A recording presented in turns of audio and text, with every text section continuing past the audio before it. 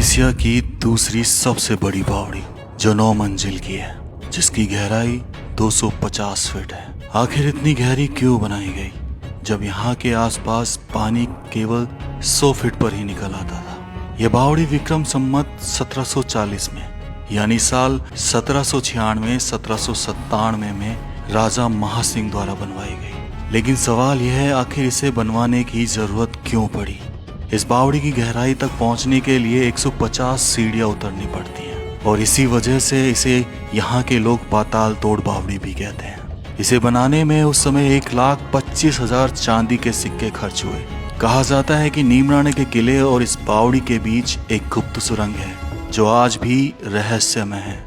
आखिर यह सुरंग क्यों बनाई गई और इसका उपयोग किस लिए होता था। इस बावड़ी के हर पत्थर के पीछे एक राज है, एक कहानी। तो आइए इस गहरी और रहस्यमय बावड़ी के अनसुलझे रहस्यों को जानने की कोशिश करते हैं, जिसे कहा जाता है नीमराणा की बावड़ी, जो स्थित है कोटपुतली बहरोड जिले में, राजस्थान, भारत के अंदर। राम राम सा सभी को, खम्मा गणिसा राजस्थान, मेरा देश मेरा भारत। दोस्तों, इस वक्त मैं हूँ कोटपुतली बहरोड जिले में, जहाँ से ये पड़ती है लगभग 20 किलोमीटर। ये गांव है नीमराणा, जहाँ पर ये बावड़ी स्थित है। और आपको बता दूं, ये राजस्थान की दूसरी सबसे बड़ी बावड़ी ही नहीं, एशिया की भी दूसरी सबसे बड़ी बावड़ी है, जिसकी गहराई 250 फीट है और 9 मंजिल की है। इसका जीर्णोद्धार राजस्थान सरकार के द्वारा 3 साल पहले हो चुका है। नीमराणा की बावड़ी के लिए उतरती हैं 150 सीढ़ियां, जिसकी लंबाई भी 250 फीट और चौड़ाई 80 फीट के आसपास है। इसे बनवाया था राजा महासिंह ने 1740 में। लेकिन कुछ लोग ये दावा करते हैं कि इसे ठाकुर जनक सिंह ने बनवाया है। इतिहास को लेकर थोड़ा सा मतभेद नजर आता है। ये सीढ़ियां जब उतरती हैं तो मानो खत्म ही नहीं होती है और इतनी गहराई तक जाती हैं कि पता नहीं अंत कब आएगा। इसलिए इसे पाताल तोड़ बावड़ी भी यहाँ के लोग कहा करते हैं। जब आप इसमें नीचे उतरते हैं तो लगभग 2 मंजिल उतरने के बाद दाहिने हाथ और बाएं हाथ की तरफ आपको कुछ मेहराबें नजर आएंगी। ये मेहराबें होती थी कपड़े बदलने के लिए। जब पानी का लेवल ज्यादा होता था तो उस हिसाब से ये मेहराबें बनवाई जाती थी और हर मंजिल पर कई सारे कमरों का निर्माण किया गया था। वो कमरे महारानियों के लिए, उनकी दासियों के लिए बनवाए जाते थे, क्योंकि उस समय राजा का शासन हुआ करता था। तो दोस्तों, आइए वो कक्ष देखते हैं जो हर मंजिल पर इस दरवाजे के अगल बगल बनाए जाते थे। जैसे ये कमरा, लेकिन ये फिलहाल बंद कर दिया गया और ये कमरे यूज किया करती थी महिलाएं, यानी कि उस समय की रानी की दासियां। ऐसा कहा जाता है कि इन कमरों का निर्माण सिर्फ रानियों को और उनकी दासियों को सोचकर ही कराया गया था 1740 में। अब सवाल उठता है कि यहाँ पानी सिर्फ 100 फीट पर था, तो इतना गहरा क्यों खुदवाया गया और बावड़ी क्यों बनवाई गई। पानी तो हर जगह अवेलेबल था। तो आपको बता दूं, एक समय ऐसा आया था 18वीं शताब्दी में, जब इस क्षेत्र में अकाल पड़ा तो राजा महासिंह ने सोचा कि इस अकाल को दूर करने के लिए पानी की बहुत जरूरत पड़ेगी। तब इस बावड़ी की खुदाई चालू हुई। लेकिन उस समय पानी का लेवल इतना नीचे चला गया था कि खोदते खोदते ये 250 फीट की गहराई तक खुदती चली गई और तब जाके इसमें से पानी निकला। इसलिए इसको बनवाने के पीछे कारण था अकाल और इसकी गहराई के पीछे था पानी का लेवल इतना नीचे चला गया था उस अकाल की वजह से कि ये दुनिया की दूसरी सबसे बड़ी और गहरी बावड़ी बन गई। ये जो दरवाजे देख रहे हैं आप, ऐसे इस पूरी मंजिल में 3 बड़े दरवाजों का निर्माण हुआ। हर 3 मंजिल के बाद एक बड़ा दरवाजा। ये बताते थे उस समय पानी का लेवल किस दरवाजे तक है और इन दरवाजों के पास ही बनवाए जाते थे वो कमरे जो अक्सर महिलाएं यूज किया करती थी। इनकी ऊंचाई अगर आप देखोगे तो कम से कम 30 फीट के आसपास नजर आती है, यानी कि विशाल दरवाजे। इन दरवाजों की अगर तुलना करें तो आप ताजमहल के दरवाजों से भी कर सकते हैं। बावड़ी के अंदर की तरफ जा रहे हैं। अब अपन बढ़ रहे हैं इस बावड़ी के तीसरे तल, यानी कि 9वीं मंजिल की तरफ। जो तीसरा दरवाजा आएगा वो आपको बिल्कुल गहराई में लेके चला जाएगा। लेकिन ऐसा माना जाता है कि इसके तीसरे तल से एक सुरंग जाती है जो नीमराणा के किले तक जाती है। क्या राज था उस सुरंग का? क्या वाकई में कोई सुरंग थी या सिर्फ अर्बन लीजेंड कहानियां? वो कहानियां जो हम अपने बाप दादा परदादाओं से सुनते हैं, जिनको वेरीफाई करना मुश्किल होता है। तो यहाँ आकर मैंने पाया कि अगर नीचे से तल से कोई सुरंग जारी है तो वो तल से सुरंग कैसे जाएगी, क्योंकि नीचे तक तो पानी का लेवल होता था। तो इस चीज से मुझे सिर्फ ये पता चला कि अगर कहीं सुरंग भी है तो वो नीचे से तो नहीं है, जैसा कि कुछ लोग दावा करते चले गए। उसके बाद यहाँ आके एक तरीके से आपकी 6 मंजिल का लेवल आके यहाँ ख़त्म हो जाता है। इसके बाद 3 मंजिल और नीचे जाती हैं, जो कि यहाँ की सीढ़ियाँ जो हैं बहुत ही टिपिकल बनी है, बहुत ही क्षतिग्रस्त हुई पड़ी, इसलिए हमें धीरे और आराम से जाना पड़ेगा नीचे की तरफ। तो जरा निहारिए इस बावड़ी को बिल्कुल तल से। अभी हम 6 मंजिल के तल पर खड़े हैं और नीचे के 3 मंजिल अभी भी दिखाई दे रहे हैं। वो क्या पता कि और भी गहरी रही हो, समय के साथ ये दब गई हो, लेकिन अत्यंत विशाल नजर आती है, बहुत विशाल और अद्भुत। कैसे बनाई गई होगी उस समय जब इतने आधुनिक हथियार भी नहीं हुआ करते थे। अब समय आ गया है इस तल तक जाने का। तो अब हम नीचे की तरफ चल पड़ते हैं। सीढ़ियाँ बहुत ही जर्जर हो चुकी होती हैं इस वक्त, और सीढ़ियों का पैटर्न भी थोड़ा चेंज हो चुका होता है। अब ये चलती हैं जिगजैग फॉर्म में। अभी तक तो ये स्ट्रेट उतर रही थी, लेकिन अब जिगजैग फॉर्म में। हल्की हल्की बारिश भी हो रही थी उस समय, तो बहुत टिपिकल हो रहा था इन सीढ़ियों से नीचे उतरना। और सच बताऊं तो डर भी। अभी भी आपको ये 3 मंजिल जो नज़र आ रहे हैं, शायद आपको इतना गहरा नज़र ना आए, लेकिन बहुत गहरी थी ये, बहुत ज़्यादा। अगर यहाँ से आप फिसल जाओ तो अभी भी अच्छी खासी चोट लेके जाओगे जीवन की।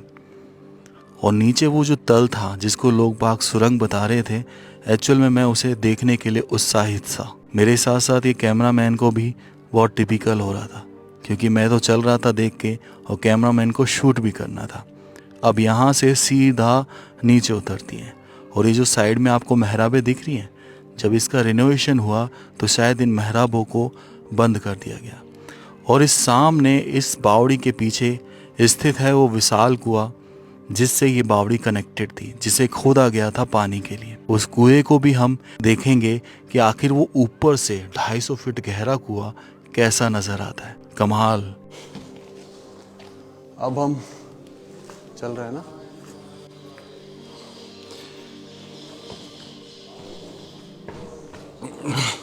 अब हम इसके बिल्कुल पैंते में जा रहे हैं इस बावड़ी के। और यहाँ पे पहले बहुत कचरा हुआ करता था, लेकिन उसकी सफाई कर दी गई है।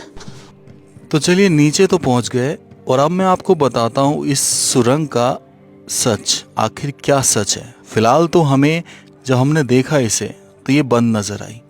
कुएं का तल भी इससे जुड़ा हुआ नजर नहीं आया। अगर सुरंग यहाँ से आती भी होगी तो कैसे आते होंगे वो लोग, क्योंकि ये तो अंडर टनल है, पानी के अंदर है। तो मेरे हिसाब से ये कुएं का सबसे निचला तल था जो इस बावड़ी से जुड़ा हुआ था, जिससे कुएं का पानी इस बावड़ी में आता था और इस बावड़ी का पानी कुएं में जाता था। ये ऊपर छेद देख रहे हैं, ये कुएं से कनेक्टेड हुआ पड़ा है। लेकिन इस तक पहुंचने के लिए साइड में ये जो मीनारें बनाई गई, जो छज्जे बनाए गए, वो टूट चुके हैं और आज इनका अस्तित्व भी नहीं बचा है। तो हम इस तल से वहाँ तक तो नहीं पहुँच सकते, लेकिन हाँ ज़रूर ऊपर जाकर इसकी तरफ जाना ज़रूर चाहेंगे। तो मैं ऊपर चलता हूँ, लेकिन इस कुएं को देखने के लिए बहुत संभल कर। इस छज्जे के बगल में कोई सपोर्ट भी नहीं था और ये सीढ़ियाँ ऊपर जा रही थी, ऊपर तल के लिए। और यहाँ पर अगर आप गिर जाएं तो भाई पता नहीं क्या होगा। तो ये देखो, ये सामने आपको दिख रहा है, ये बंद कर दिया गया। और ये कमरे, मेहराबें बनाए गई उस समय महिलाओं के लिए कि वो यहाँ आकर अपने कपड़े बदल सकें या फिर कपड़े धो भी सकें। तो यहाँ से देखो कितनी गहरी नज़र आती है बावड़ी, बहुत गहरी, जिसको देखकर मानो रूह सी कांप उठे।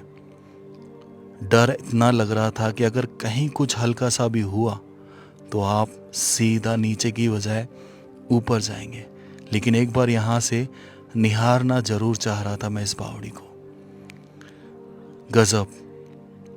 अब मैं सबसे ऊपर आ चुका हूँ और यहाँ से मैं दिखाऊंगा आपको वो कुआं, अगर हमें नज़र आता है। लेकिन ये सबसे ऊपरी वाली मंजिल पर आप मेरे दाहिने हाथ की तरफ देखेंगे तो बहुत सारे कमरों का निर्माण कराया गया, छोटे छोटे कमरों का, इस तरीके कमरे। और साफ पता चल रहा था कि ये कमरे प्राचीन समय में कपड़े बदलने के लिए और यहाँ पर कपड़ों की सफाई यानी धुलाई के लिए भी इस्तेमाल किया जाता था। तो इसके अंदर तो जाकर एक बार निहारना इनको बनता था। काफ़ी अद्भुत लग रहा था मुझे यहाँ आकर।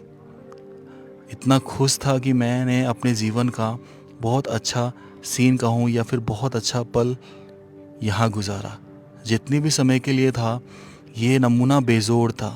इसे आज के समय में बनवाना बहुत ही मुश्किल, और मुश्किल तो छोड़िए, अगर आप बनवाने जाएंगे तो कितना समय लेंगे इसे बनाने में। लगता है शायद कई सालें, जो शायद ख़त्म ही ना हो। तो मैं उस कुएं की तरफ बढ़ गया उसको देखने के लिए। जैसे मैं यहाँ पहुँचता हूँ तो यहाँ फ़िलहाल मुझे वो ताला नज़र आता है जो कुएं की तरफ जा रहा था। थोड़ा सा दुख हुआ कि आखिरकार मैं उस कुएं की तरफ नहीं पहुँच पाया, क्योंकि सामने भी ताला लगा हुआ था और यहाँ से नीचे दिखाई देती है सीधी 9 मंजिल वाली गहराई, 250 फीट की गहराई। आखिर कैसे बनाया? तो व्लॉग को एंड करने का समय आ गया है। राम राम सा सभी को। खम्मा गणिसा राजस्थान, मेरा देश मेरा भारत। तो दोस्तों आखिरकार मैं पीछे से उस कुएं की तरफ पहुंच गया, उस ढाणे की तरफ जहां से कभी बाल्टियां फेंक कर रस्सी में बांधकर पानी निकाला जाता था। जी हाँ, मैंने ये लगभग 30 साल पहले अपनी आंखों से देखा है अपने गांव में। और ये सामने नज़र आ रहा था वो नीमराणा फोर्ट, जहाँ से बोला जाता है कि वो सुरंग आती है। तो यानी कि ज़्यादा दूरी नहीं थी इस कुएं और इस बावड़ी के बीच में। फिर भी एक बार इस कुएं को देखना तो बनता है ना, इसके पत्थर को, जो ये कहता है कि मैं इतना प्राचीन हूँ जितनी तुम्हारी पीढ़ी भी नहीं है। सही बात। लेकिन इस कुएं के ऊपर लगी थी जालियाँ, और ये प्रोटेक्शन के लिए लगाई गई थी ताकि कोई मान हानि ना हो सके। फिर भी हमने इसमें अंदर झांकने की कोशिश करी, यही नज़र आया है कि ये बहुत गहरा है और विशाल है।